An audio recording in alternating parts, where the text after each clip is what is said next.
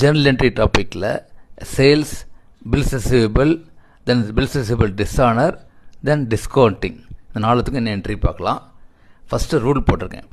Asset and expenditure increase ஆனால் debit பண்ணணும், அதே மாதிரி லைபிலிட்டி அண்ட் இன்கம் இன்க்ரீஸ் ஆனால் கிரெடிட் பண்ணணும். ஓகேயா? இப்போ இதுக்கு என்னெல்லாம் அக்கௌண்ட் இன்வால்வ்டு பாருங்கள். சேல்ஸுங்கிறது இன்கம், கரெக்ட், அப்போ கிரெடிட் ஆகும். Customer is an asset, debit. அதே மாதிரி பில்ஸ் ரிசீவபிள் அசட், டெபிட், ஏன்னா இதெல்லாம் இன்க்ரீஸ் ஆகுது.